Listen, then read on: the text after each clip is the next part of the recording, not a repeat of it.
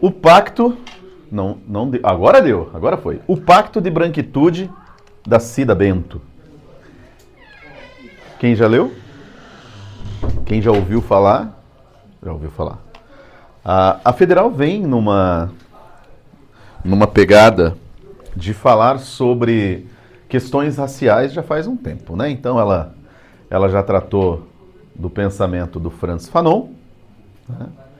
E agora traz à tona o pensamento da Cida Bento, né? Ela também já trouxe em filosofia o pensamento da Djamila Ribeiro, né? Com o que é lugar de fala. Agora em sociologia, trazendo aí o pacto da branquitude. Quem é Cida Bento? Cida Bento nasceu no bairro de Casa Verde. Obrigado, Edgar. Nasceu no bairro de Casa Verde, em São Paulo. Tá? Ela é uma mulher preta. Tá? E estudou no seu ensino médio o magistério, né? Que era uma possibilidade da pessoa cursar o seu ensino médio, o magistério, que hoje a gente chama de ensino médio, na época era o ginásio, né? O magistério, que era para poder trabalhar com educação infantil, ser professora. Ela graduou-se em psicologia e aí começam os problemas. Não consegue ingressar no mercado de trabalho. O que a impedia de ingressar no mercado de trabalho? Competência, capacidade, currículo? Não. Ela nota que essa dificuldade se dá exatamente, principalmente para dar aula, tá? Ela encontrava dificuldade em conseguir vaga para ser professora, fez psicologia e tinha dificuldade em encontrar emprego. Ela consegue entrar no setor de RH, né? Então, psicóloga trabalhando no RH, setor de recrutamento de empresas. E foi ali, no setor de recrutamento de empresas, que ela percebeu que havia, de maneira tácito, ela sabe que é tácito já, falei ali fora. Tácito significa não dito, não explícito, não é algo combinado, não é algo organizado. Tácito significa implícito indiretamente. Há um certo pacto tácito de branquitude. Ou seja, há uma cota para brancos no mercado de trabalho. Qual é a cota? 100% das vagas que são de chefia, que são de liderança. Então, isso é interessante. Isso não é explícito, isso é tácito. Dentro desse universo de recrutamento, ela percebeu, né, que há uma certa dificuldade por parte da branquitude em aceitar o adentramento de uma figura como, por exemplo, a de um preto dentro desse universo. Então, quais são os elementos que a branquitude vai, de certa maneira, ou de maneira tácita, colocando dentro desse acordo, desse pacto? Meritocracia, por exemplo. Né? Então, por que o preto não está em cargos de chefia no Brasil? Não estuda, não se dedica, falta currículo, né? Bom, e foi aí que ela se interessa por coletar e colher dados, né, dentro desse universo de recrutamento, para tentar entender melhor essa questão do racismo dentro do universo corporativo, empresarial. Ela vai acabar fundando uma empresa ou um órgão, né, que vai atuar dentro de empresas com o objetivo de minimizar essa desigualdade racial dentro do universo empresarial, dentro das grandes corporações. Hoje é uma realidade dentro de muitas empresas aí que pregam essa ideia de uma diversidade racial dentro da sua estrutura. Em todas as camadas, né? Tanto no que a gente chama de chão de fábrica, como como a gente brinca, né? No chão de fábrica, ao último andar, a cobertura, né? Onde se decide tudo. Então, em todos os lugares tem que ter esse mínimo de igualdade racial. Bom, o filho dela teve um problema na escola. O menino tratava o filho dela como se ele fosse um escravo, no sentido de que o subjugava, o inferiorizava, dizendo que ele não era como todo mundo ali e que ali não era um ambiente adequado para alguém como ele. E foi assim que ela, junto com seu próprio filho, iniciaram uma pesquisa para tentar buscar em que momento da nossa história criou-se essa identidade tão estigmatizada sobre a figura do preto, do escravagista e do escravo, né? Daquele que impõe a escravidão e daquele que é escravizado, né? Como que esses dois se relacionam? Então, o livro vai trazer toda essa reflexão para a gente, né? Então, esse é o universo, né, no qual ela vai apresentar essa análise, né? Hoje, esse livro foi publicado em 22, então não é algo tão antigo assim, né? São dados bem relevantes. Essa mulher já foi considerada uma das 50 pessoas mais influentes no mundo no que se refere às questões raciais, às questões de desigualdade. Então eu quero fazer com vocês de que maneira? Quero fazer como sempre, um geral do livro, né? Depois a gente vai ponto a ponto e aí a gente finaliza com tranquilidade, tá?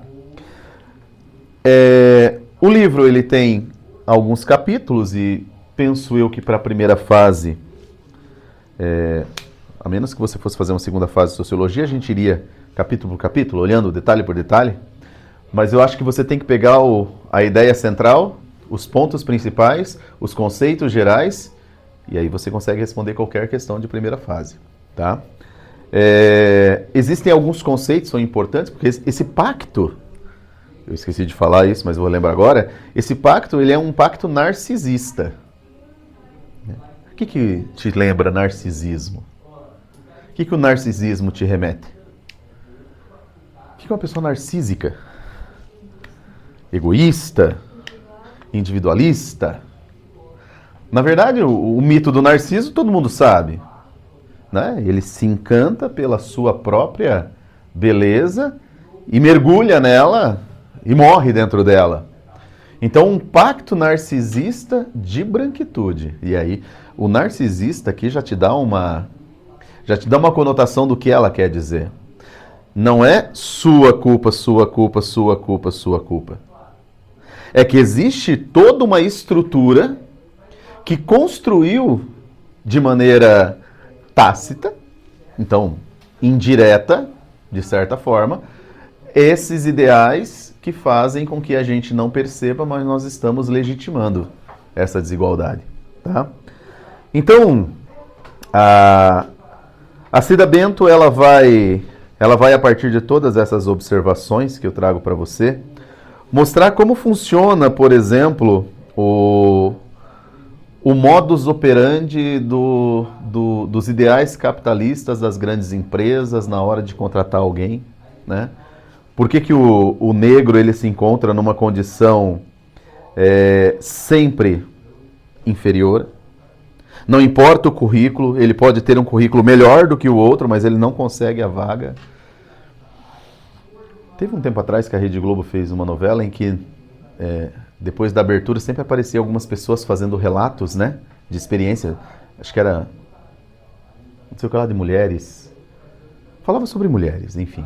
E sempre as mulheres apareciam. E tem uma moça que aparece, cabelo Black Power, e ela diz que ela participou de um processo seletivo em que ela tinha que fazer 10 etapas. Na 10ª etapa, quando ela chegou, ela tinha certeza absoluta que ela seria contratada. Porque ela tinha passado pelas outras 9 etapas, assim, muito à frente de todas as outras. Não só em currículo, como em capacidade. E ela conta que quando chegou o último momento, a última etapa era a entrevista com a CEO da empresa. Então ela foi para o último patamar da empresa, a cobertura. A secretária manda as duas sentarem e esperarem. A primeira entra, faz a entrevista, sai, senta, fica aguardando ela sair. Ela entra, né, começa a entrevista. Ela falou que indo muito bem, até o momento em que a mulher perguntou para ela o seguinte: caso você seja contratada, o que você pretende fazer com seu cabelo? Foi essa a pergunta da CEO. O que você pretende fazer com o seu cabelo? E eu me lembro dessa fala dessa mulher, porque passava entre os intervalos da abertura da novela, o intervalo para depois voltar para o capítulo, enfim. E ela disse para a mulher, para a CEO, eu pretendo continuar cuidando dele assim, lindo e maravilhoso. Ela, não, porque aqui a gente mantém um certo padrão, né? Ela, mas tudo bem com o meu cabelo? Ela falou, não, tá tudo certo, é só... Ela saiu, as duas, ela e a outra moça concorrente dela foram almoçar juntas. Cada uma foi para o seu lado. No outro dia, a outra moça foi contratada. E não ela. Qual será o motivo? Por que será que ela não foi contratada? Será que foi o cabelo? Claro que a gente tende a falar, professor, porque ela tinha um cabelo que era cabelo black de preto. Mas aí você percebe que é muito mais do que isso. Só lembrando que a outra moça era uma moça branca. Que morava, né, que não morava no subúrbio do Rio de Janeiro. Né, que não conseguiu chegar à faculdade, ao mestrado, ao doutorado, por meio do conjunto dos apoios na favela, todos aqueles incentivos das ONGs. Não, ela morava, então, na região nobre da cidade. E ela foi contratada. Então, são essas questões que a Cida Bento vai tratar na obra. Questões relacionadas à violência, por que os negros sofrem tanta violência, né, historicamente, e assim por diante. Beleza? Então eu vou começar com um breve, se bem que eu falei por 10 minutos aqui, um contexto, agora 10 minutinhos aí, então eu falei sobre o contexto, agora eu quero falar sobre os elementos centrais do livro mesmo, né? Então, primeira coisa, como a branquitude, o livro explora como a branquitude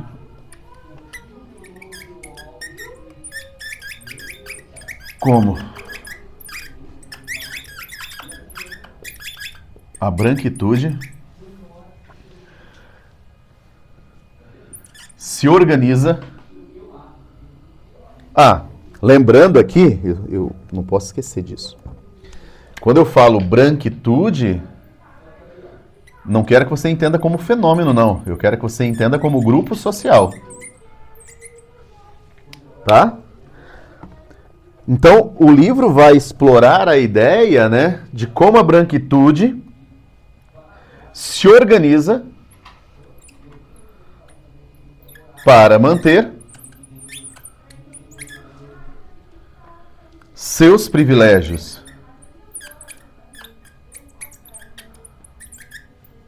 E qual é o maior privilégio de ser branco? Obviamente, o exercício do poder. Né? Cargos de poder.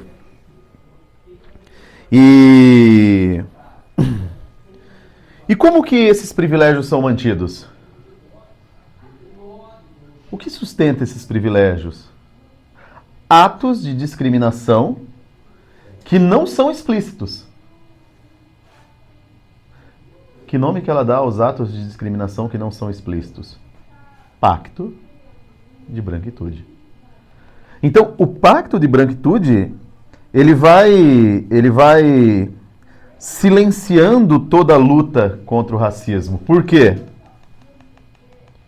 Por que esse pacto de branquitude ele vai silenciando a luta contra o racismo?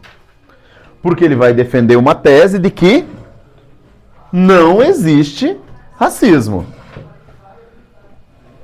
Vamos ver se você sacou. Eu já disse uma. Pode repeti-la. Uma característica desse pacto de branquitude que mostra que não é racismo? Meritocracia. A meritocracia, eu vou falar daqui a pouco sobre ela. Tá assustada? Pesado, né? Não gosto de meritocracia. Você é muito comunistinho. Não que isso necessariamente seja uma ofensa, muito menos um elogio. Bom, receba, já diria o Luva de Pedreiro, como você quiser. Mas continuando, a obra analisa então como essa dinâmica de manutenção dos privilégios atua sobre a história do Brasil, né? Sobre a história da sociedade brasileira. Então, o livro vai explorar também, e eu penso que é assim que a Federal vem trabalhar com você. Ela não vai pegar um elemento específico. Ela vai tirar... Depois vocês vão fazer os exercícios em breve, vocês vão ver isso. Quando eu terminar tudo, eu vou passar um resuminho e um montão de exercícios para vocês. Fiquem tranquilas. Ela vai pegar um trechinho, mas a pergunta não será enviesada para um ponto específico de um determinado capítulo. Ela vai trazer uma visão ampla e geral sobre esse livro, sobre o contexto. Então você tem que entender.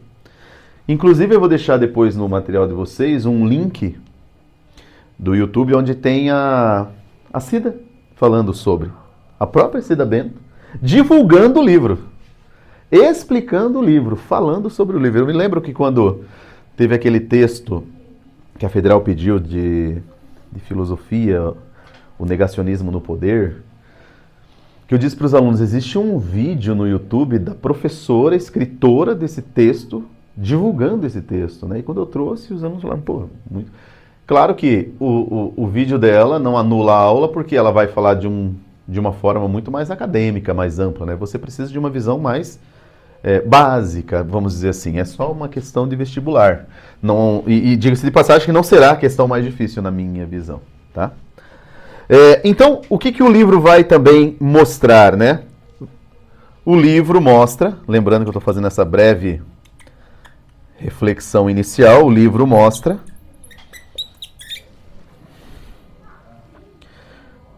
como se deu historicamente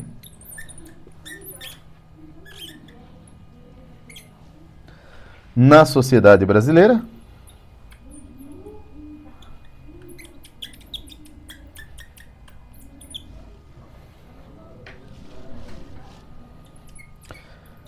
essa dinâmica.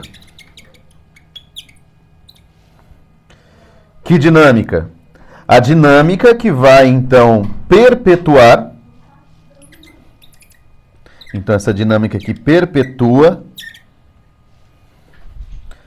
as desigualdades.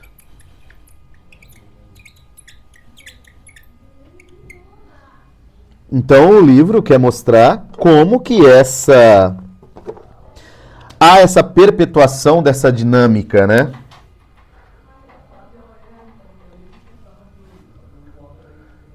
Como isso dificulta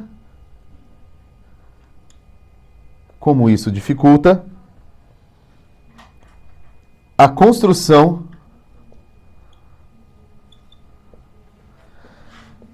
de uma sociedade mais justa e igualitária. Então, essa é a dinâmica da obra, né? Essa é a dinâmica do livro. É em torno disso que o livro vai girar. Então, é uma análise profunda sobre a branquitude, quais as características comportamentais que demarcam essa branquitude, né? Esse pacto. Né? Vamos colocar isso aqui que é legal? Identificar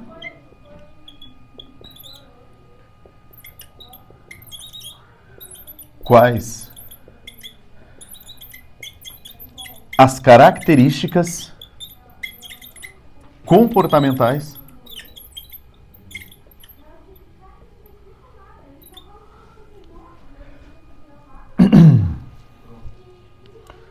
que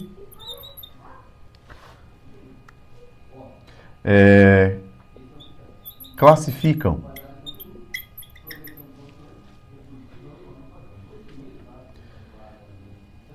descrevem e identificam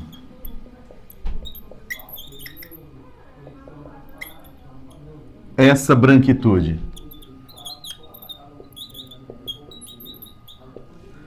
Muito bem. Muito bem, muito bem, muito bem.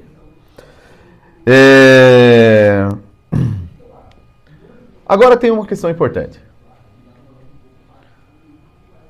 Supomos que a federal pergunte. Bota um texto falando sobre branquitude, um trecho dela falando sobre a branquitude. E aí faz a seguinte pergunta. A branquitude é um conceito utilizado pela autora para identificar uma forma desigual de tratamento da sociedade brasileira em relação aos negros. Verdadeiro ou falso? Ela é falso, porque não é só um conceito. Você entendeu que a palavrinha conceito que é o problema. Não é só um conceito. Então isso aqui é muito importante. A branquitude não é só... A branquitude não é só um conceito que define um pacto de desigualdade. Não é isso, não é só isso. Branquitude não é só um conceito. O que seria então um conceito? Eu vou chamar de étnico-racial. Étnico-racial.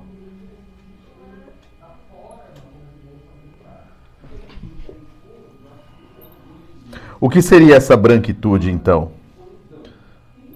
Mas é também, então não é somente um conceito, é também uma estrutura de poder. E aqui que está o ponto legal desse negócio. É também uma estrutura de poder.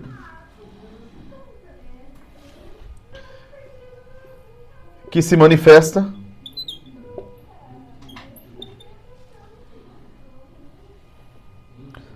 através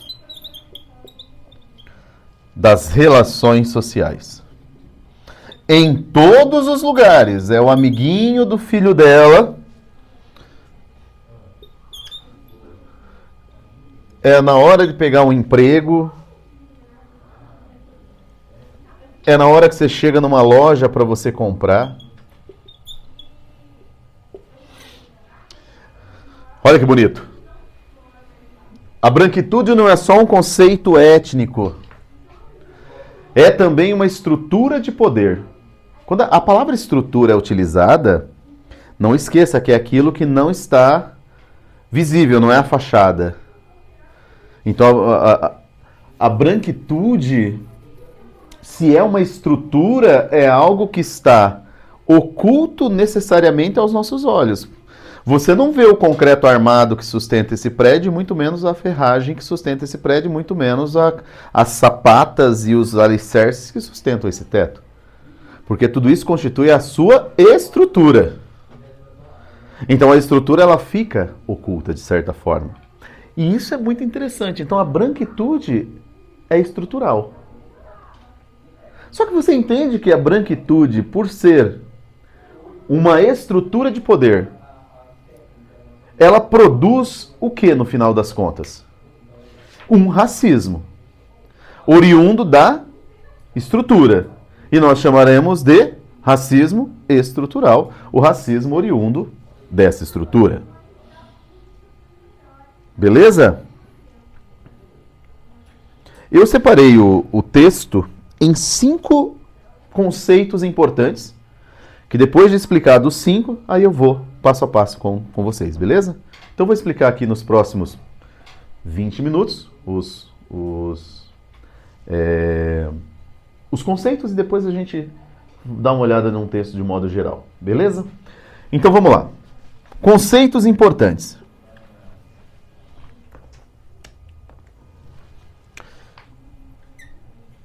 Conceitos importantes. Não deixem de ler, tá? Não deixem de ler o texto. Ele não é, ele tem 140 e poucas páginas, mas ele é tão fácil de ler que você vai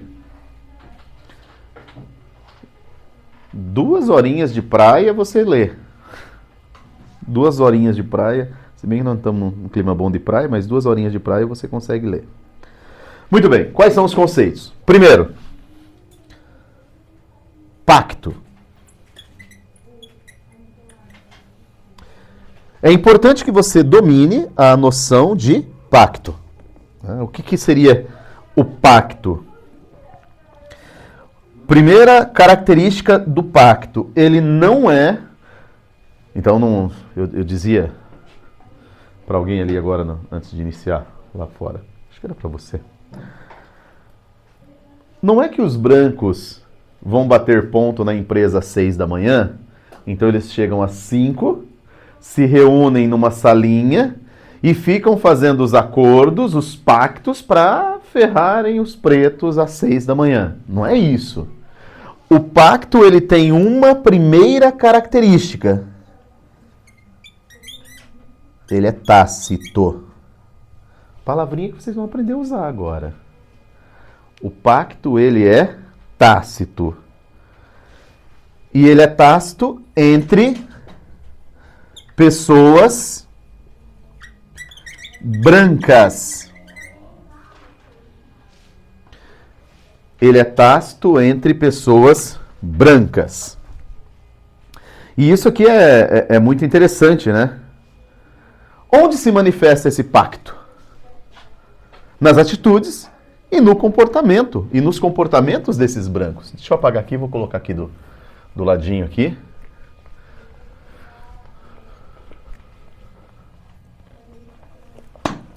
E é interessante porque eu dou aula numa escola, na alta burguesia da cidade, e numa determinada... E eu sou um grande provocador de conflito. Eu não sei porque não mandaram embora ainda. Mas eu provoco. Levanta a mão quem é contra ou a favor das cotas. O que vocês acham que é a média? Quantos por cento vocês acham que são contrários às cotas? E quantos são favoráveis às cotas? A alta burguesia da cidade. Eu acho que são mais contra. Por cento. 80. 80%. Olha, você estou alto ou baixo? Alto. Alto, muito bem. Errou. Em torno de 95% aproximadamente. Sabe qual que é o maior problema? Eles não sabem o que é um sistema de cotas. Eles não sabem como funciona o sistema de cotas. Depois que você explica o sistema de cotas, antes de falar disso, sabe como eles justificam a contrariedade ao sistema de cotas? Qual é o argumento? Meritocracia, palavrinha que você não gosta. Meritocracia. Professor, inteligência não tem cor, dizem eles. Eu sempre respondo com a mesma pergunta. E história tem? Como assim, professor? Eu vou mudar a pergunta, então. Quem conta a história tem cor? Quem determina a história tem cor? A história do Brasil tem cor? E isso é interessante a gente começar a pensar. Então, onde é que o pacto se manifesta? Então, o pacto é tácito. Eu vou colocar na linha de cal. Né? Manifesta-se. Então, o pacto ele vai se manifestar em atitudes e comportamentos. Em atitudes e comportamentos que visam manter o poder e os privilégios.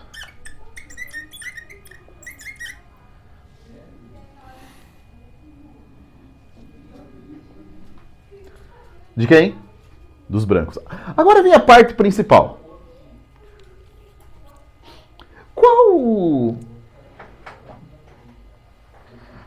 Qual é o álibi usado no pacto de branquitude? Em nome do que nós não vamos mudar o que está aí? Porque o que está aí significa manutenção do que eles chamam de ordem social. A manutenção da ordem social. Então é importante manter a ordem. E qual que é a ordem social existente e vigente? Uma ordem que é organizada de maneira tácita por um pacto entre brancos que sempre tiveram no poder. E que, de certa forma, não querem abrir espaço. Por que a cota é tão perigosa? Pensem como brancos. Por que a cota é perigosa? Porque tira os privilégios dos brancos. E abre o precedente para que brancos e pretos se equivalham em alguns aspectos. O que historicamente não é o que acontecia. Por que o amiguinho do filho dela o via como um escravinho? Não no sentido de explorar, de dar chicotada, mas no sentido de inferiorizá-lo. É óbvio. Qual que é o motivo disso? A ordem social. Certo? Muito bem. Ficou claro isso ou não? Então, o que é manutenção da ordem social? Manutenção dos privilégios. Muito bem. Segundo conceito importante, fundamental aqui, silenciamento. Silenciamento. Como que a branquitude opera? A branquitude opera por meio de um silenciamento. Vou colocar aqui de vermelhinho de novo, que está funcionando melhor. Ela funciona por meio de um silenciamento, ou seja, silenciamento sobre o racismo. Há um silenciamento sobre o racismo. Mas também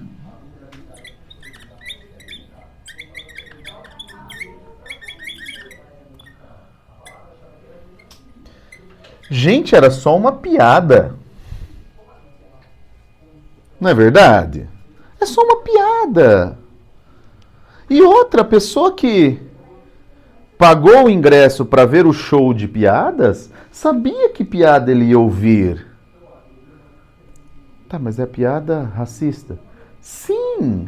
E é engraçada? Sim, porque ela pode ser engraçada. Porque é arte. E aí a discussão é a arte que produziu uma história de repressão, de opressão, de discriminação. Uma piada que talvez seja somente mais um elemento do nosso querido pacto. Né? Essa naturalização das práticas racistas como coisas normais. Imagina. Eu já até fiquei com uma negra. Como que eu sou racista? Você sabia que eu tenho amigos pretos? Eu não sou racista. Mas o melhor de todos foi quando eu ouvi de um aluno: professor, meu cachorro é preto, você acha que eu sou racista? É. O pacto de branquitude, ele não tem classe social, hein?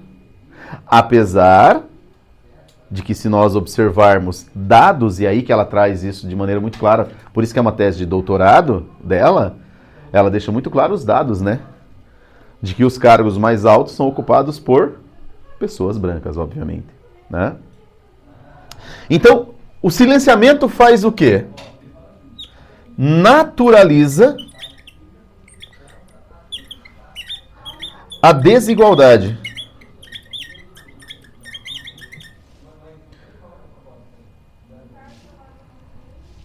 Certo? Professor, cara, desde 1530, quando iniciou-se o processo de colonização do Brasil, que misturou-se 3 raças, branco, preto e índio, o Brasil se miscigenou. Desde que então o Brasil é Brasil, as coisas são assim. Não estou entendendo qual que é a reclamação. Mas, por quê? Pra que cota? É só o cara estudar. Está cheio de vídeos no TikTok de pessoas que são filhos de pessoas pobres que conseguiram. Sim, mas ele era cotista. Faz sentido isso na sua cabeça ou não? Então, essa naturalização da desigualdade. Além disso, o silenciamento dificulta o enfrentamento.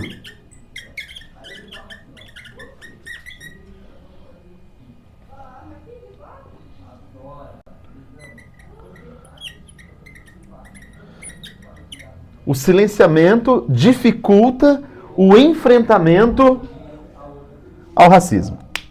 Então a gente não consegue enfrentar o racismo, por quê? Porque ele está naturalizado em nossa sociedade. Nós olhamos para o racismo como sendo uma coisa natural, normal. Minha escola tem 3.000 alunos. Esses dias eu fiz questão de contar. Resolvi passear. Não peguei a parte infantil, porque eu nem entro lá naquele setor. É um setor mais afastado. Mas eu fui ali no fundamental e médio. Passei pelas salas, observei pela a janelinha de vidro que tem na porta. E eu fiz questão de contar. No ensino médio são 800 alunos. Quantos pretos? Preto, não estou falando moreno, nem mulato. Preto.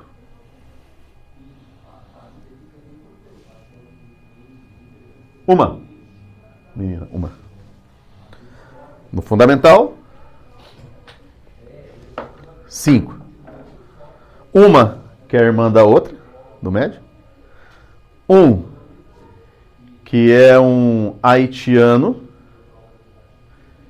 que os pais ficaram presos, ele escapou e chegou ao Brasil, foi acolhido, uma família acolheu, então ele está lá como bolsista, um haitiano. E outros 3, que eu não sei quem são, mas estão lá. No universo de... Coloque aí 1.000 e poucos alunos somando todos. É interessante a gente parar para pensar. Mas é um ticket de mensalidade elevadíssimo. Mas por que os pretos não frequentam, gente? É porque eles ficam investindo em samba, pagode, professor. Futebol.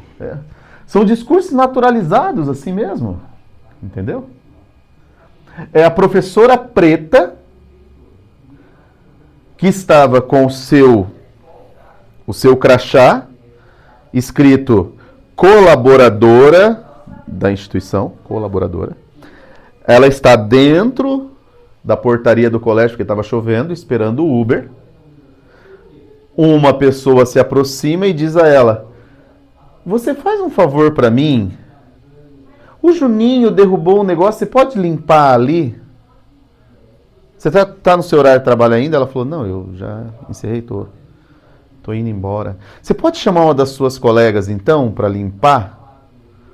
Ela falou: então, mas eu sou professora aqui. Você é professora? Sim, a moça dos serviços gerais é essa aqui. Quase ela falou, quase que eu falei, Ivan, a branca. Mas entre a branca e a preta sentada no banquinho, quem é a da limpeza? Sabe o que aconteceu? Ela foi lá e disse assim para a moça da portaria: ai, o Enzo derrubou ali derrubou o sorvete dele, o sandaal dele. Aí ela falou: ó, aquela moça lá é da limpeza. Por que ela foi na preta? Faz sentido isso na sua cabeça? Então, são críticas como essas que a Cida vai apresentando para a gente. Cuidado, o silenciamento pode aparecer com outra expressão, né? Naturalização. A gente naturalizou as práticas, né? Um outro conceito que aparece o tempo todo é a hierarquia social. Hierarquia social. E quando você fala de hierarquia social, você percebe que a branquitude ocupa o topo do poder. A branquitude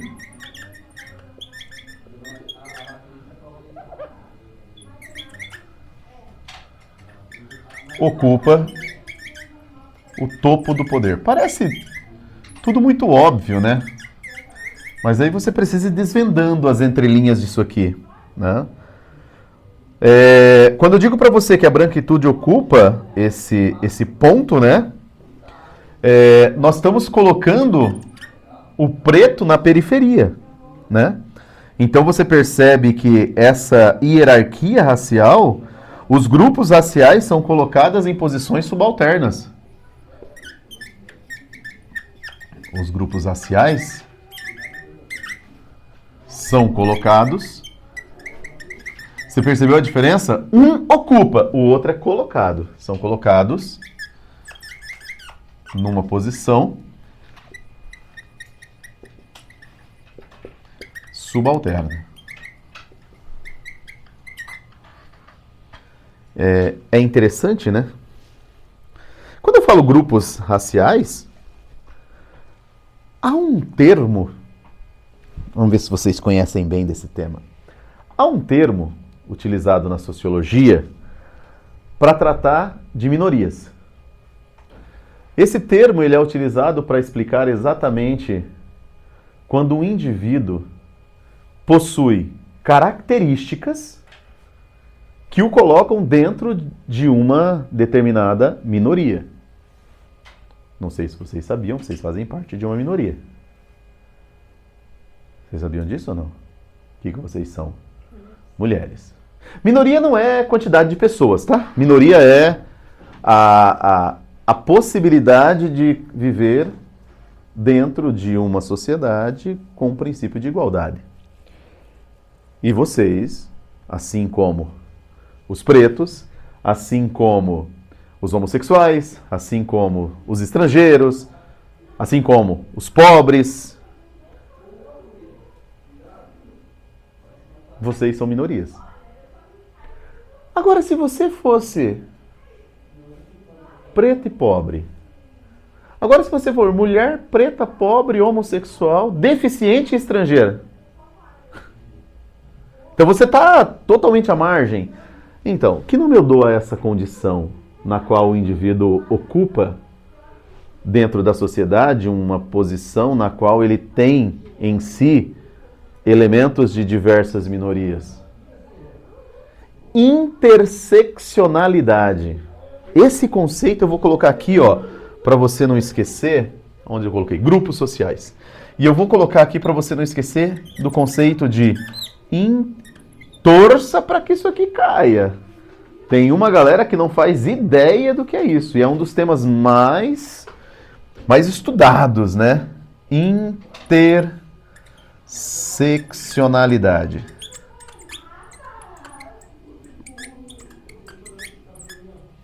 Ficou claro que é interseccionalidade? Quando o indivíduo ele acaba ocupando uma posição social, agregando para si elementos de minorias, não apenas de uma, mas de algumas minorias. Veja como os conceitos vão aparecendo, né, dentro dessas expressões mais importantes, como silenciamento, naturalização, hierarquia social e fala de interseccionalidade. Então imagine a Cida, que é mulher preta, nascida em Casa Verde, né? Inclusive é o nome de uma escola de samba do Carnaval de São Paulo. Unidos de Casa Verde. Não sabiam disso, né? Esse pacto de branquitude. Não são obrigados a saber, estou brincando. Só provocando. Privilégios e manutenção do poder. Privilégios e manutenção do poder. Até porque o poder no Brasil tem cor. Privilégios e manutenção do poder.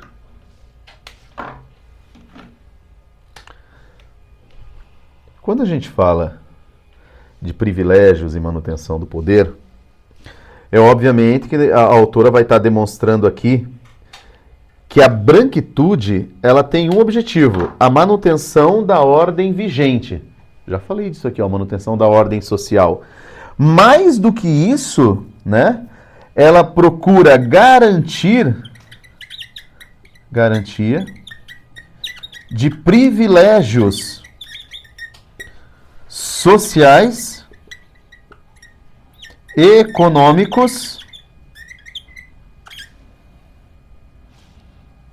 e políticos.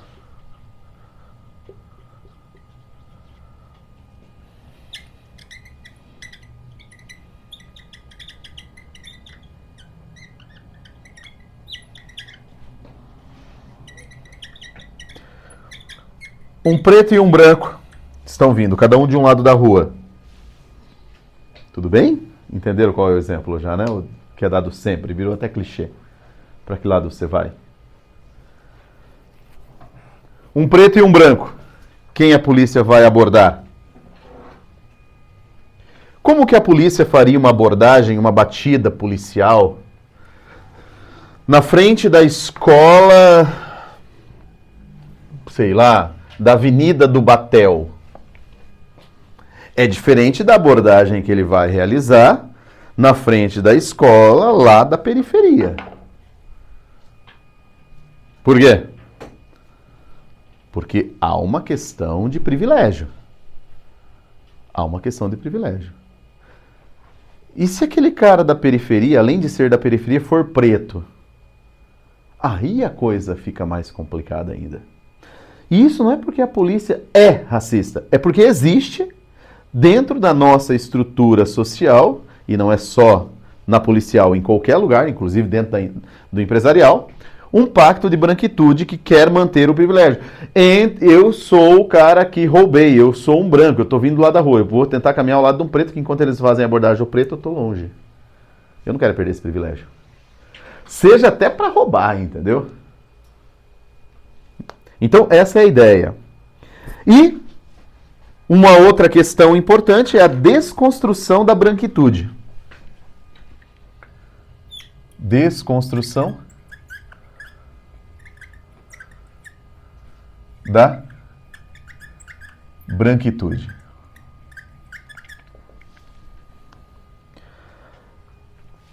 Aqui, na verdade, é a abordagem propositiva dela, né? É o que ela quer. Segundo ela, a desconstrução da branquitude é a única forma de você estabelecer uma igualdade racial, né? Uma sociedade justa e igualitária. Justiça e igualdade passam pelo fim da branquitude. Pelo fim desse pacto.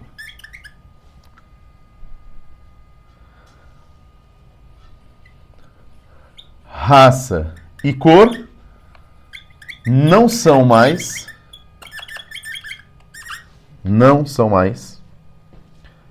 fatores de desigualdade. O time da cidade de Paris, chamado Paris Saint-Germain, estava jogando, houve uma falta, o árbitro não viu o desenrolar, foi até o bandeira e perguntou: quem foi que fez a falta? E o Bandeira apontou e disse: aquele do lado do neguinho lá, ó. O time do Paris Saint-Germain saiu de campo, abandonou a partida. Não vamos continuar. Enquanto um racista for o Bandeira. Vamos desconstruir o quê? Por que ele não identificou e disse: é aquele branquinho? Por que ele disse que é aquele perto do neguinho? Né?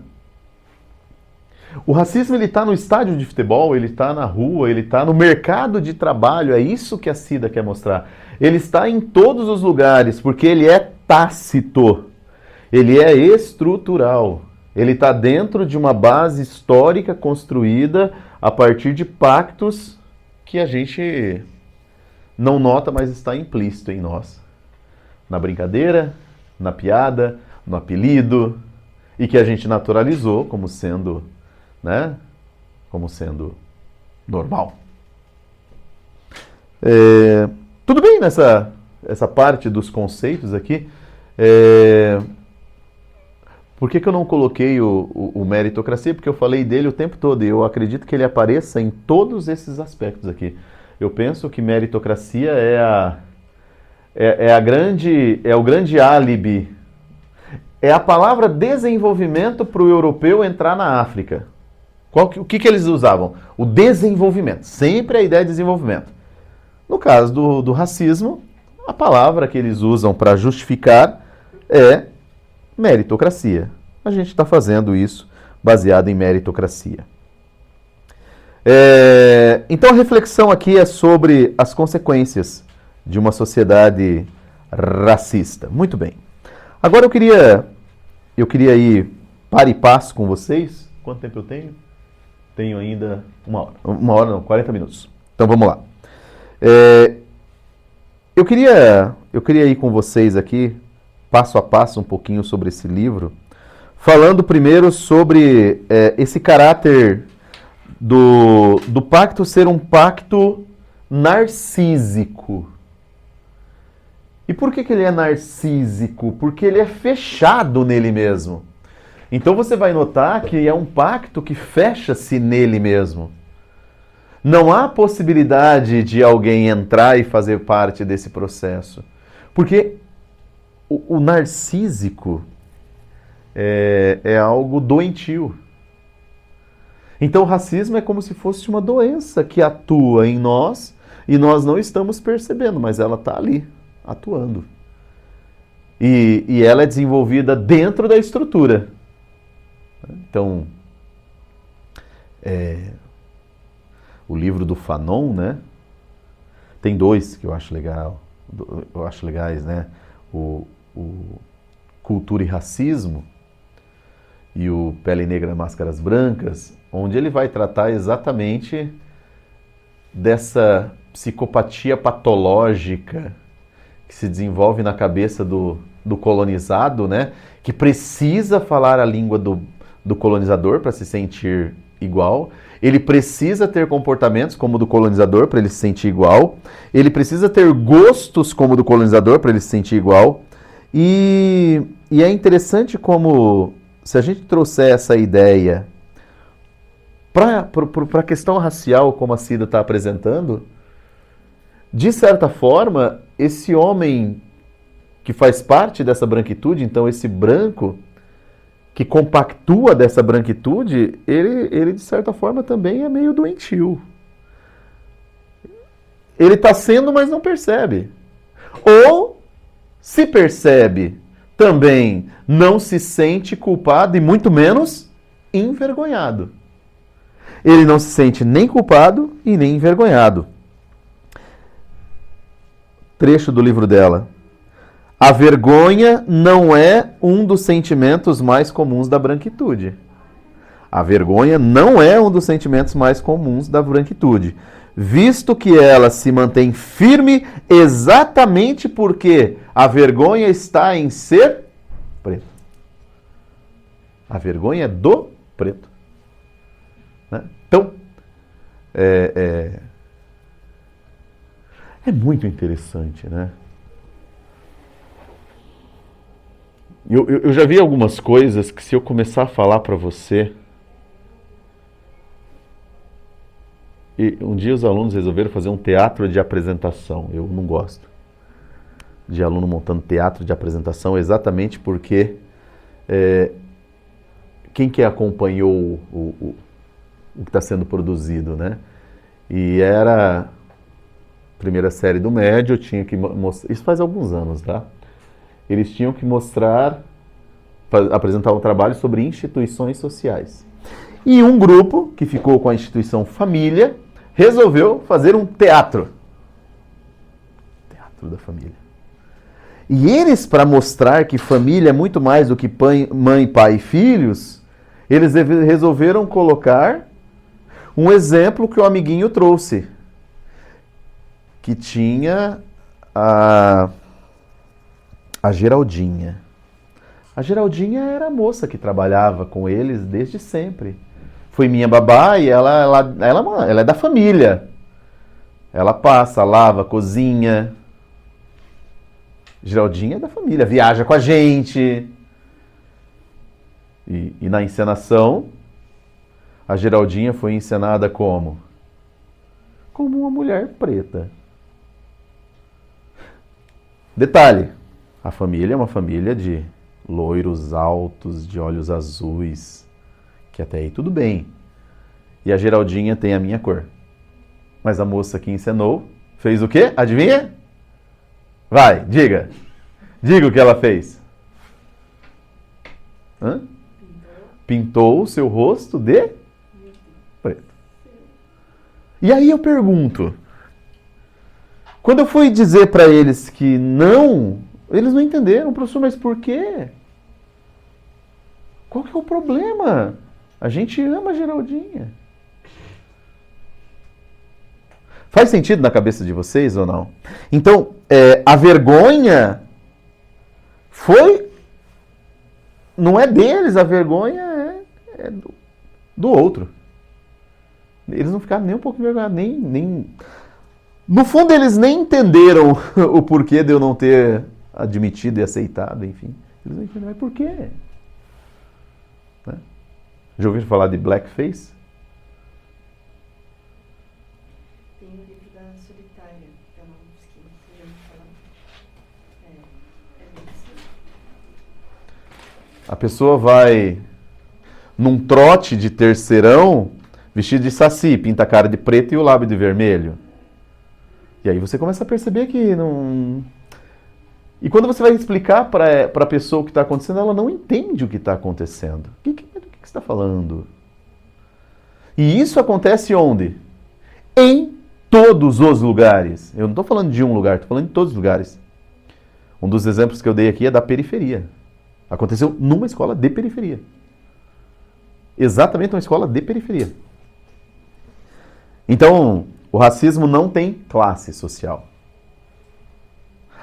Apesar de haver um pacto de branquitude para a permanência do racismo, e essa branquitude ocupa o quê?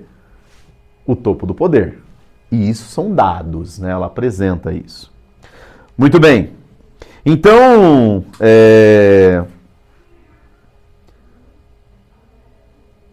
quando você, na branquitude, não sente a vergonha e você coloca a vergonha no outro, você acaba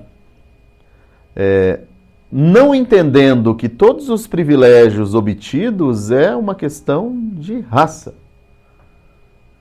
E não necessariamente de mérito, mas é uma questão de raça. E é interessante a gente parar para pensar que... por que ele não consegue? Porque ele é desqualificado intelectualmente, espiritualmente. Ele é desqualificado fisicamente, né?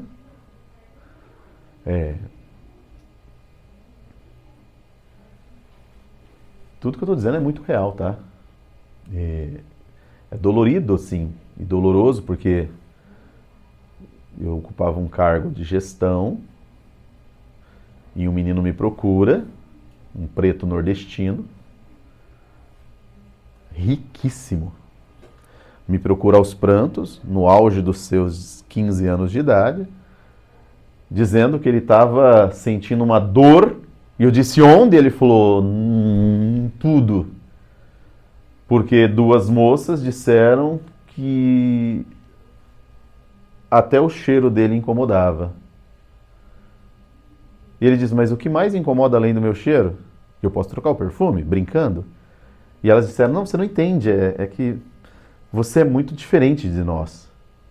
Eu estou falando de pessoas, basicamente, da idade adulta, né? Vamos lá, 16 anos já é uma idade que alguém sabe o que é certo e o que é errado.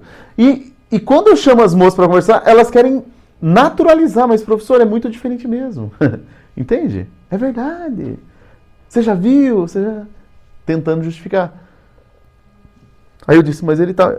E quando você fala assim, mas ele tá muito triste. Ah, professor, mas eu não tenho culpa que ele é frágil assim. Que ele tem emocional frágil. Por isso que, né? Vocês entendem? Então isso faz parte do cotidiano. Continuando. A branquitude não reconhece o protagonismo que a sua raça tem, baseada no que de fato se baseou.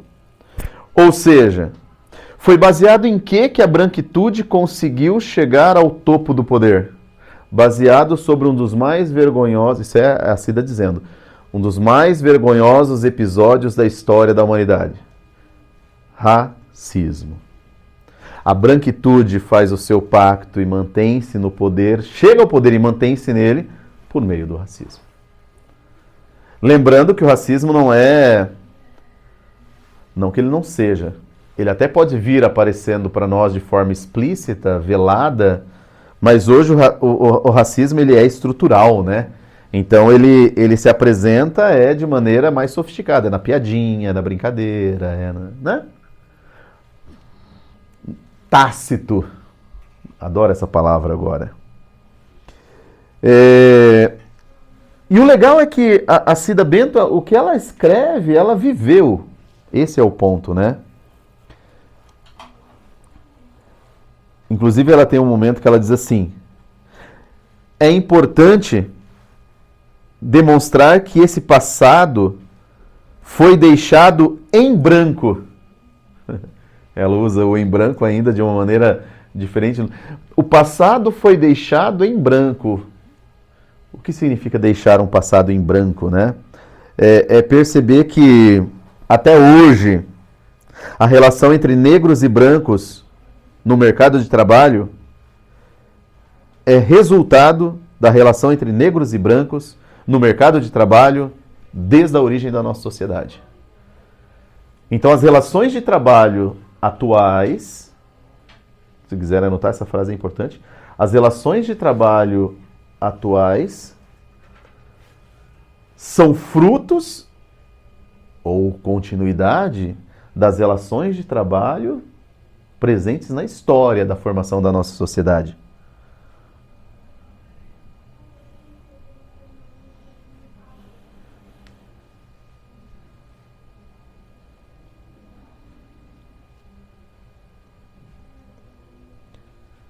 Quando eu era adolescente, 11, 12, 13 anos, eu vivi num mundo analógico, tá? Não havia digital, era analógico. O nosso Instagram era o caderno de confidências. As mães de vocês já ouviram falar disso. Sabe o que é o caderno de confidência? É um caderno onde você colocava perguntas e passava para as pessoas, então ela era a primeira, então ela era o 1. Então toda resposta que ela fosse dar para cada pergunta, ela respondia sempre sendo o número 1. Você, a número 2. Ela, a número 3. Ela, a número 4. Eu, número 5. Mas eu estou interessado nela. Ela é a 3. Então, na hora de responder, eu vou dar uma espiadinha nas respostas dela. Qual é o seu sonho? Ela coloca, meu sonho é ter uma família linda, um homem carinhoso, perfeito. Aí na hora de responder, qual que é a sua qualidade? Eu coloco, eu sou carinhoso. Entendeu ou não? Porque semanalmente a gente dá uma olhada para ver se alguém de repente... Quem você gosta? Aí se ela coloca, eu gosto de um moreno bonito. Aí será que sou eu? Então eu vou colocar quem eu gosto. Entende ou não? Era isso. Esse era o caderno de confidências. E eu me lembro que o caderno de confidências me gerou um trauma racial, hein? Um trauma racial.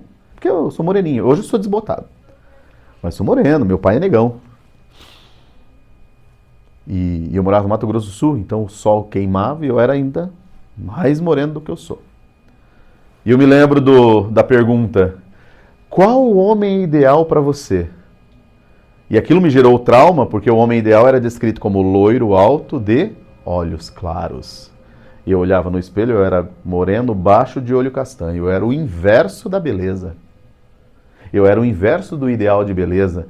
Então eu cresci dentro de uma sociedade que indiretamente me ensinava que o belo é ser branco, que o belo é ser bem-sucedido, que o branco é o bem-sucedido, que o branco é aquele que é bonito, aquele que é o maioral, aquele que é lindo, aquele que é perfeito, aquele que é inteligente. Eu cresci assim, né? Assistindo desenhos de jovens branquinhos. O super-herói branco. Então,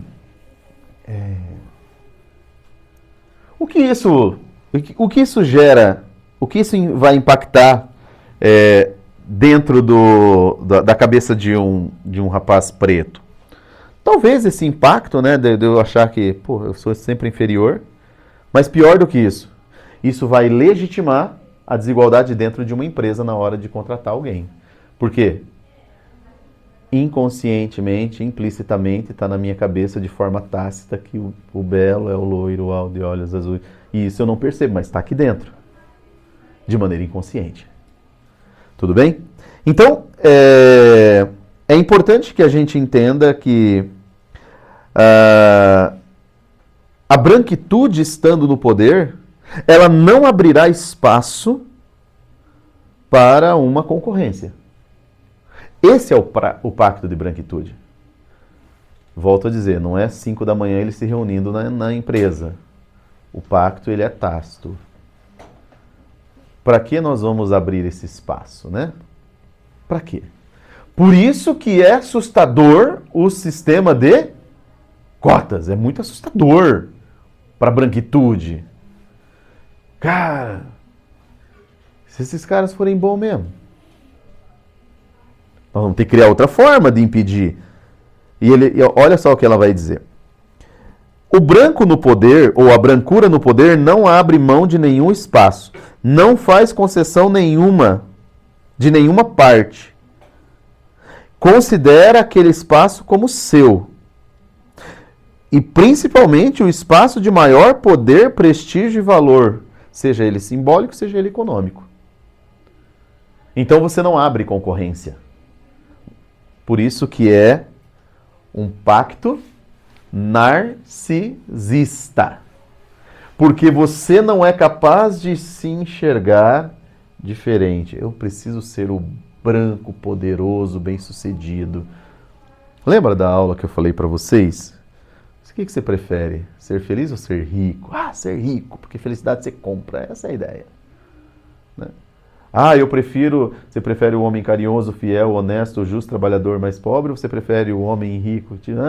O rico porque que ele não me dá, eu consigo com o personal. Sei lá. Bom, então esse é um ponto do livro importante. Então esse é o primeiro ponto do livro. Eu diria que esse é o primeiro ponto do livro. Parece que há no mundo do trabalho... Aí agora é uma anotação minha. Parece que há no mundo do trabalho e nos setores de maior privilégio social, como as universidades e cargos públicos, um privilégio... Ou melhor, não é um privilégio. Um prestígio que cabe apenas ao homem branco. Aí eu peguei aspas dela, da Bento. uma cota não explicitada de 100% para homens brancos. Agora eu entendi o que eu escrevi, é isso mesmo.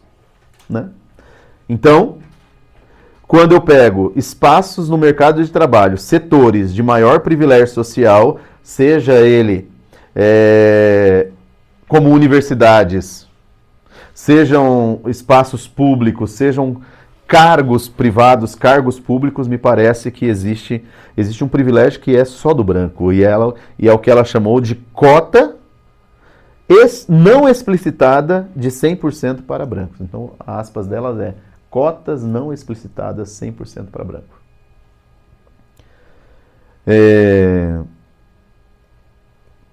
Qual que seria a solução? Vocês não perguntaram, mas eu preciso falar dela. Qual é a solução, então? Isso aqui deixa aquilo que no Brasil se chama de extrema-direita louca. Por quê? Sorriu, né? Sabia que você ia sorrir.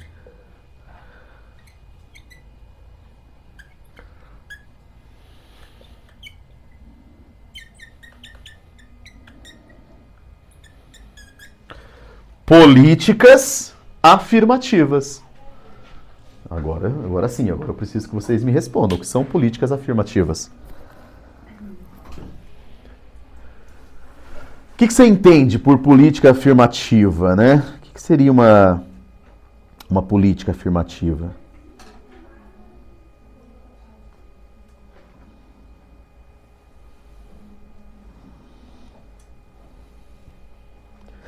Lei de cotas. A lei de cotas é uma política afirmativa. Política afirmativa é uma política que busca afirmar a igualdade, a democracia entre todos, independente de raça, cor, religião, sexo, gênero. Política afirmativa. No ano passado tinha o texto da Nancy Fraser, em que ela dizia que uma das saídas era a política afirmativa, para que você pudesse criar essa relação entre a luta por uma igualdade econômica e a luta por uma igualdade social, do ponto de vista de gênero, de sexo. Aqui também, políticas afirmativas. E por que políticas afirmativas são tão assustadoras? Por que elas assustam tanto? Porque elas representam um perigo para a democracia. Qual democracia? A brasileira. Por quê que ela é um perigo para a democracia brasileira? Porque a democracia brasileira é pautada num elemento fundamental que é a igualdade. Somos todos brasileiros igualmente. E é por isso que nós defendemos um Brasil igual para todos. E é por isso que nós somos contra as cotas. Por quê? Porque o preto não é mais burro do que o branco, o índio não é mais... Entende isso ou não? Então, a política afirmativa, ela é assustadora. Quem propaga isso? A branquitude. A branquitude.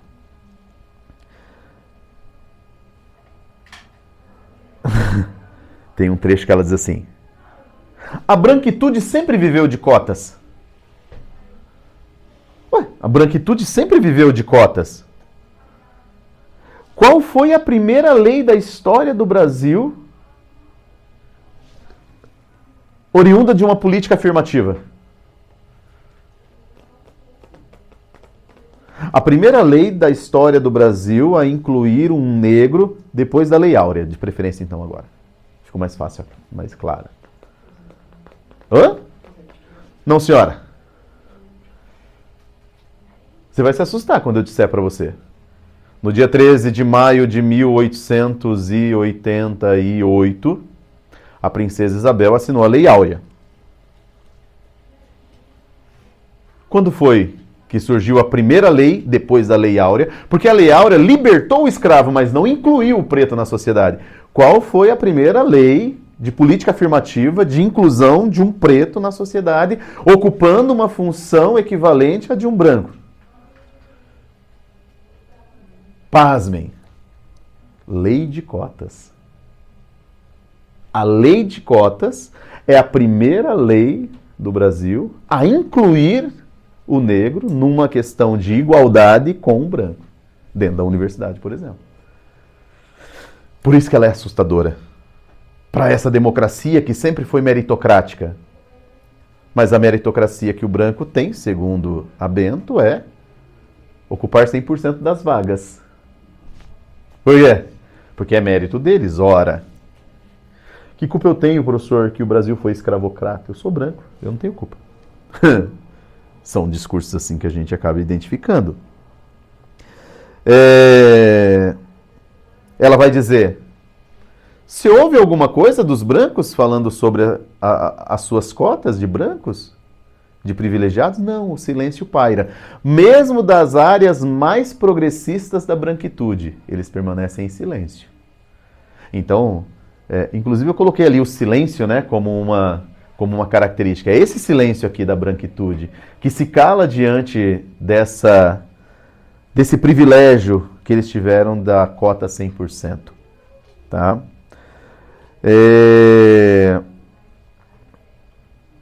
Os acordos, e ela fala assim, essa é a letra para você entender a branquitude. Os acordos firmados, que não são acordos firmados em reuniões secretas, nós estamos falando da Ku Klux Klan?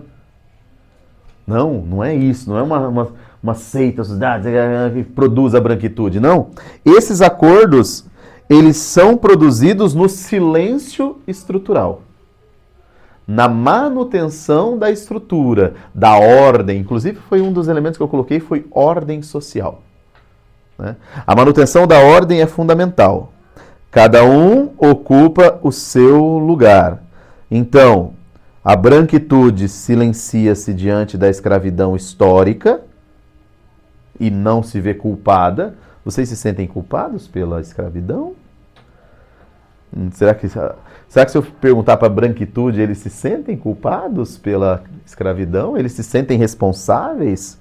Né? Esse passado escravocrata é o que permite que até hoje as gerações brancas continuem ocupando as posições privilegiadas, porque há um pacto histórico estrutural. Então, segundo ela, esse pacto de branquitude ele é meio instintivo. Ele reprime, ele expulsa, ele esconde, né? E quando isso vem à tona no coletivo, o branco se fecha. Onde? Nele mesmo. Por isso que é um pacto narcisista. Então, olha o trecho que ela fala. O branco é narcísico. Olha para si e encanta-se. Destarte tem medo do diferente, já que parte do princípio de que ele é o padrão a ser alcançado e, ao mesmo tempo, inalcançável, visto que ele é perfeito e o outro não. Quando a Disney lança a Branca de Neve, não mais branquinha como a neve, qual é a reclamação? Ora, por que não fizeram uma outra personagem? Porque a história original ela é branca como a neve. Por que tem que colocar uma mulher morena? Que é isso? Vá, faça um outro personagem. Inclusive já fizeram a Princesa e o Sapo, ela é moreninha, então tipo... Mas te incomoda? Claro que incomoda, porque... E eu fiz essa pergunta, levanta a mão por quem se sente incomodado. Que a história é da branca, não é da morena de neve. Até porque não faz sentido morena de neve, porque a neve não é negra. Eu falei, então você gostaria que fosse não branca de neve, mas preta de petróleo? Você entende o que eu quero dizer? A provocação que eu levo. E é engraçado como... Hoje eu já não faço mais isso que eu conto para vocês, pessoal, não é desse ano, do ano passado, eu dou aula há mais de 20 anos, então são coisas mais antigas. Mas hoje eu tenho medo de fazer essas perguntas. Por quê? Porque eu tenho medo de reforçar minhas as respostas que eu já tive anteriormente, porque eu ainda acredito que a sociedade possa, por meio de políticas afirmativas, melhorar um pouco essa condição, mas eu fico com medo. O silêncio sustentado pela branquitude ganha signos. Meritocracia, democracia, cordialidade. Todos esses são conceitos de manutenção de uma noção de igualdade, que na realidade não existe. Então, esses signos são signos do silêncio. Eu não preciso falar nada, nós vivemos numa democracia, todo mundo é igual. É isso que vai ser o discurso, né?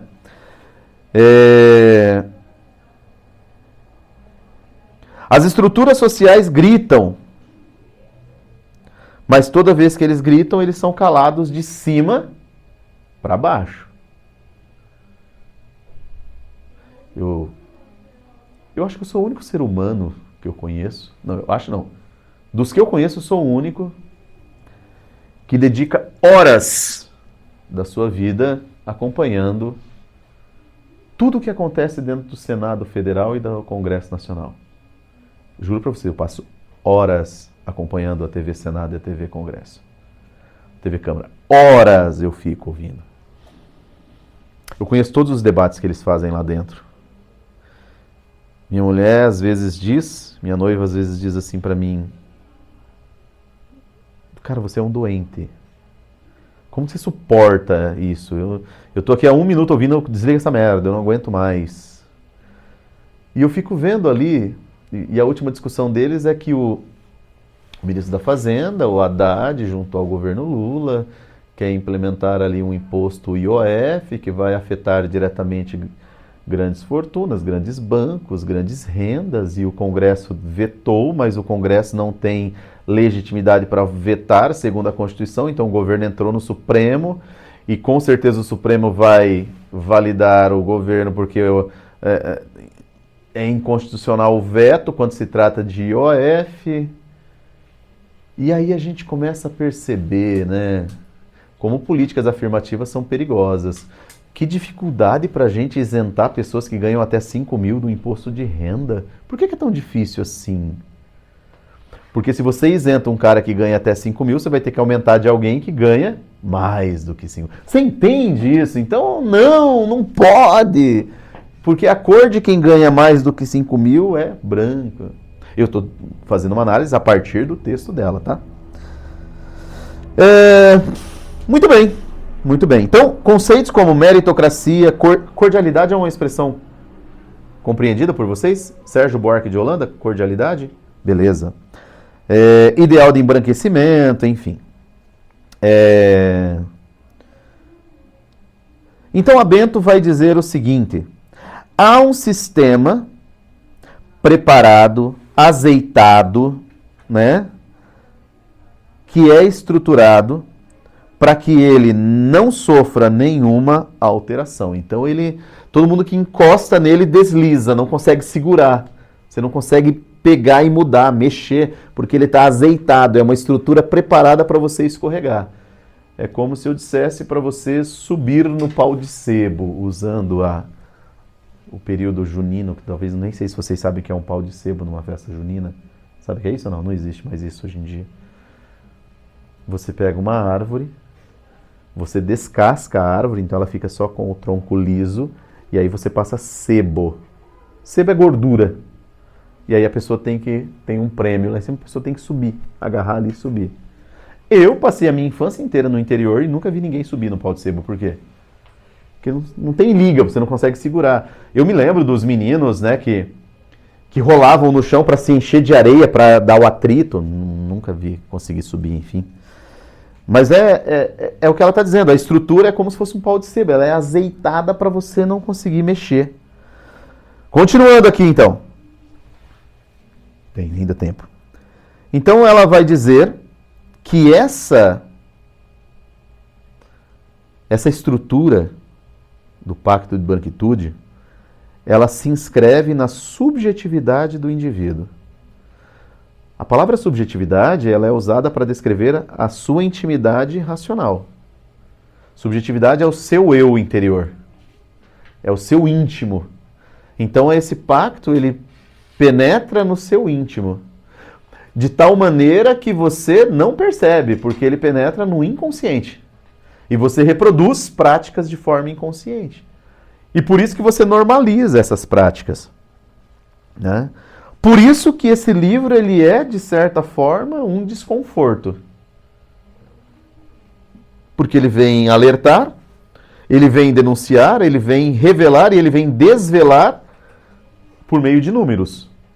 Trata-se de uma pesquisa científica. Trata-se de um doutoramento. Então, trata-se de uma tese que ganha conotação científica. Ela é publicada, né? E ela é defendida dentro de uma academia, ou seja, dentro da universidade. Então, ela tem um caráter científico. Por isso que ela é perigosa, ela é assustadora.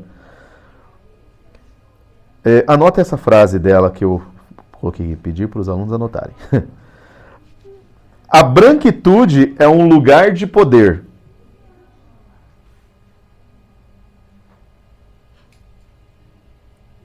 A branquitude é um lugar de poder.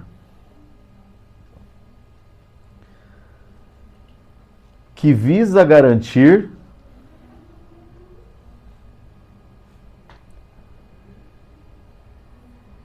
que todas as gerações se beneficiem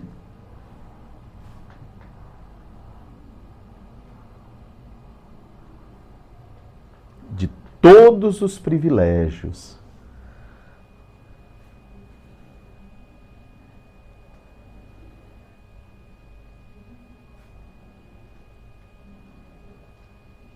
Ponto.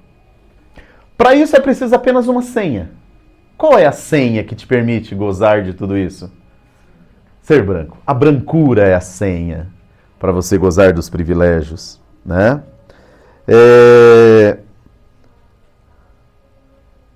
Outra que eu pedi para anotar aqui, ó.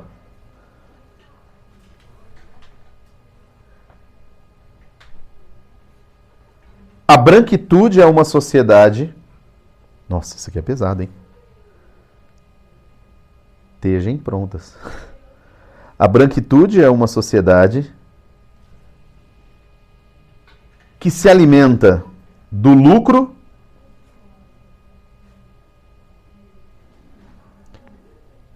e do preconceito racial.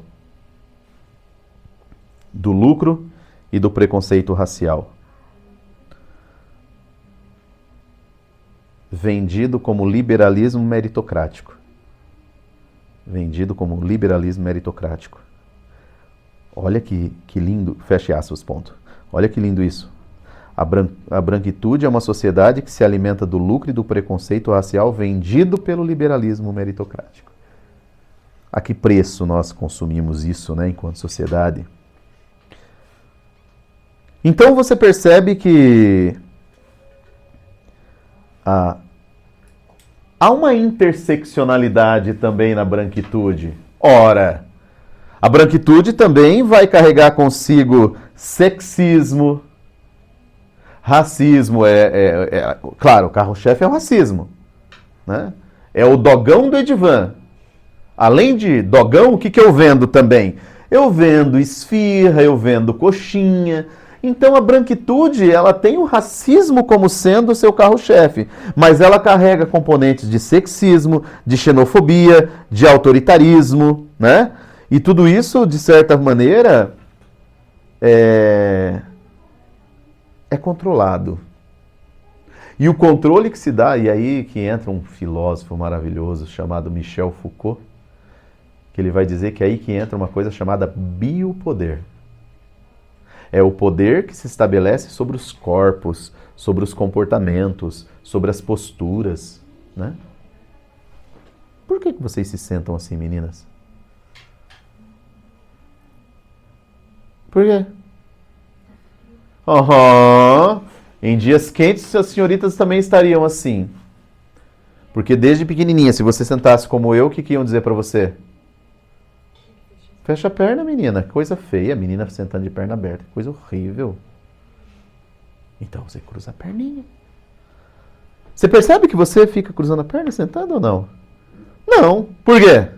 Porque isso já está embutido em você de maneira inconsciente. Você foi adestrada, é o biopoder. A delicadeza feminina é biopoder. A truculência masculina é biopoder. Agora, traga isso para uma realidade política e econômica.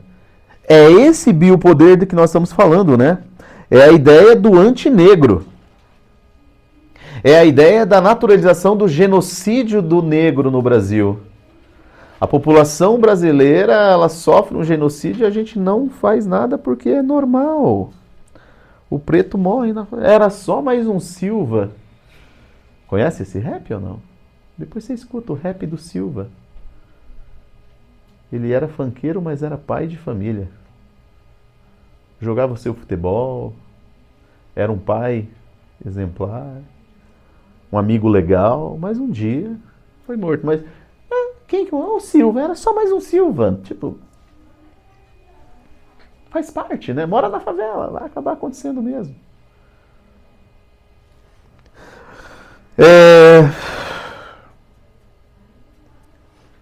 Escuta uma canção, anotem o nome da música que eu quero que vocês escutem depois. O nome da música é O Que Se Cala.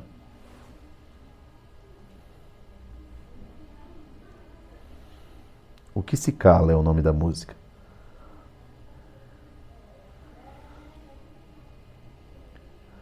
Não sei que horas vocês vão ouvir, mas se preparem. A Elza Soares, que morreu, ex-mulher do Garrincha, ela que canta, O Que Se Cala. É bem interessante desse ponto de vista do Pacto de Branquitude. Para finalizar, então, o livro da Cida Benta, ele na verdade é só mais uma voz que contra o racismo, contra o preconceito, contra a opressão, contra essa estrutura de poder e de biopoder que se estabelece na nossa sociedade. Tá? É a prova de que aquela democracia racial romantizada pelo Gilberto Freire, dita como mito por Florestan Fernandes, Sérgio Buarque, na verdade ela é uma arma de domínio. Dizer que nós vivemos uma democracia racial no Brasil é simplesmente acreditar que a nossa história, como foi contada, romantizada, é verdadeira. E é uma mentira, né? Nós vivemos uma sociedade racista, preconceituosa, sexista, excludente, homofóbica, machista, androcêntrica, heteronormativa, tudo isso, né? Patriarcalista, que é muito importante. Ou o Senhor do Engenho era um homem preto? Era um negão? Não, óbvio que não. Então, o que a Cida Bento vai dizer é que de uma coisa nós podemos agora ter certeza. A branquitude não pode falar que não sabia, que agora eles estão sabendo. E agora eles sabem que nós sabemos. E agora eles sabem que nós não ficaremos mais calados. Vamos em busca do fim dessa democracia que não é igualdade. O fim dessa meritocracia que não é meritocracia. Tudo bem? É isso. Esse é o texto. Pacto de Branquitude. Dúvidas? Perguntas? Tudo bem? Semana que vem tem mais. Semana que vem é o Caliban e a bruxa. Ela fala quando que começou, tipo, desde o início da humanidade, não, né? É que ela trata mais de sociedade brasileira, obviamente. Mas os contornos que ela dá são os contornos colonialistas, né? Porque toda noção isso é uma dica boa para vocês, toda noção de luta contra o racismo, de preconceito racial, ele traz os elementos colonialistas e neocolonialistas. Esse eurocentrismo é a base, é o princípio de tudo. O eurocentrismo é. Semana que vem o Caliban e a bruxa. Sabe o que é o Caliban? que é Caliban? Ah, não, Caliban, o que que é? O que é o Caliban? Sabe da onde tirou-se o Caliban? O Caliban é um personagem de uma obra chamada A Tempestade de Shakespeare. Que lá também tem uma bruxa. Próxima aula fazemos essa análise. Beleza? Valeu. Obrigado. Vamos apertar o fim aqui. Quase.